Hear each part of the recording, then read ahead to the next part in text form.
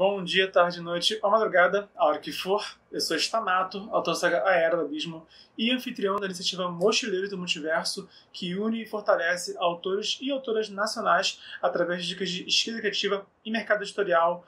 Hoje eu vou falar do capítulo 7 de O Inimigo do Mundo, do Leonel Caldela, que é a balada de Izzy e Sig Olho Negro, que é um capítulo bem interessante porque dá um foco grande em personagens secundários, tá? Personagens que vão ser breves até na história, mas que conseguem não destoar da narrativa principal. Eu sinto que muitos autores, às vezes, querem dar uma atenção a mais a um personagem secundário, mas acabam perdendo o foco. E nesse capítulo aqui, o Caldela consegue apresentar de forma bem interessante. Assim, já apresentou, agora está aprofundando, né, nesses piratas que são o Sig Olho Negro e a Izzy Tarante.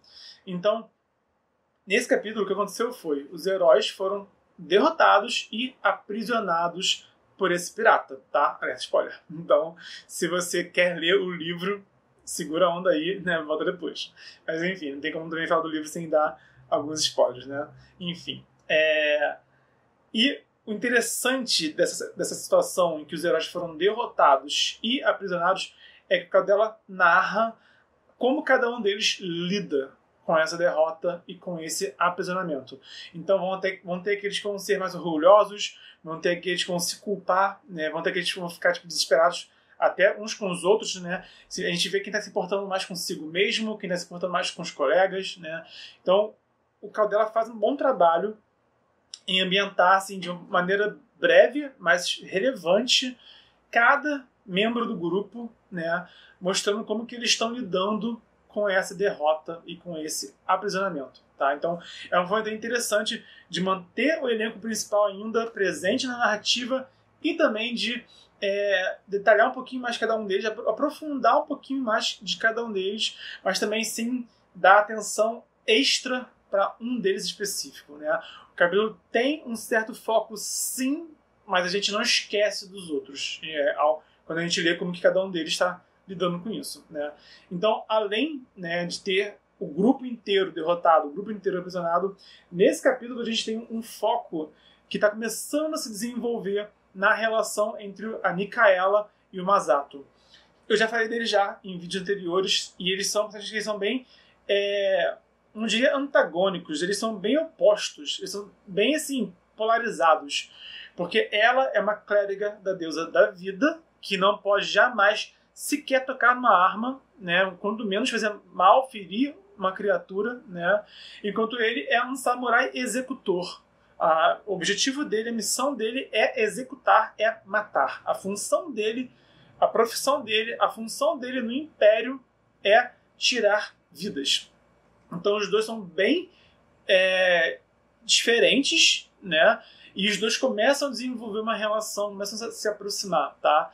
E esse capítulo, por conta do que acontece com ela e com ele, né, eles têm alguns diálogos, né? Eles vão ficando um pouquinho mais próximos, né? E você vai...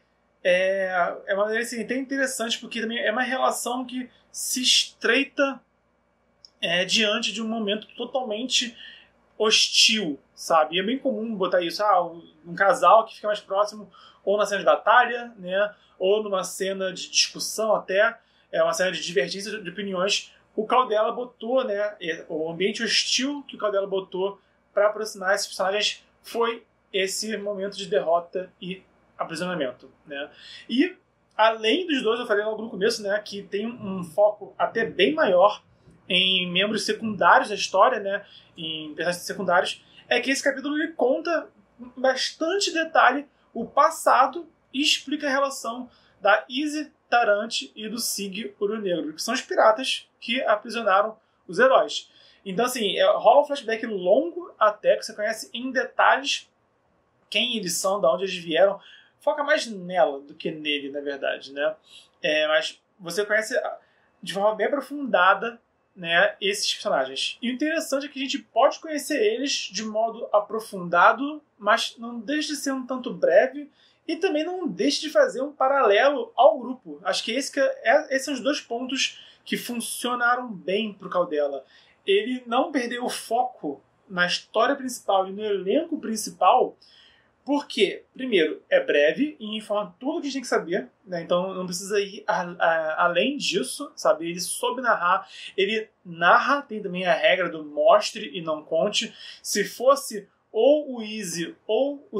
Desculpa, ou a Easy ou o Sig contando para a história, né? Eu vim de tal lugar, minha infância foi assim, ficaria infodump, né? O Caldela, em vez de botar alguém para contar a história, não, ele faz um flashback, ele narra, então ele está te mostrando, né, em primeira mão. Então isso faz toda a diferença. O modo como você apresenta a informação faz toda a diferença. O Caldela opta por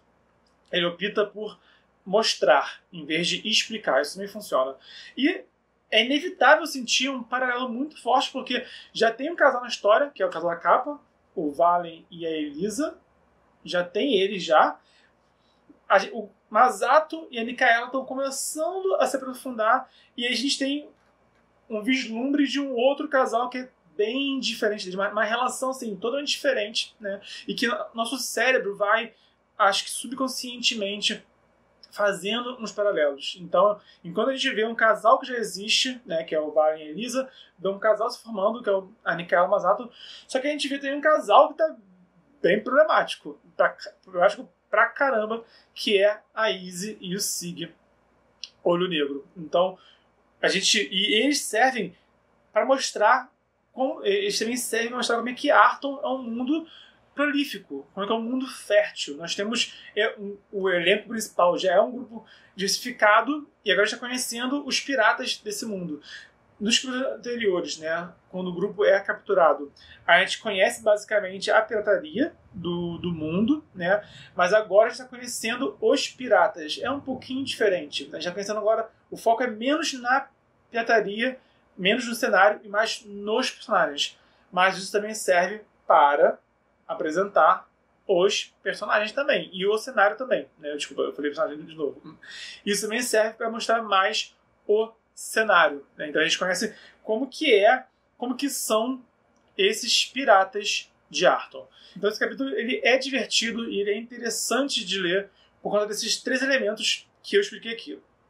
Essa derrota e aprisionamento aprofundam cada um dos personagens um pouquinho, mostram como eles lidam com a situação, lidam com a derrota um pouquinho, dá um foco interessante para o Masato e para a Micaela, e também apresenta de uma forma aprofundada a Izzy e o Sig. Quando o Caldela apresentou esses elementos todos nesse capítulo, ele informa bem o leitor sobre a narrativa, sobre o mundo e sobre os personagens, que são os três baluartes que eu não canso de repetir aqui, né, da escrita criativa: personagem, cenário e enredo.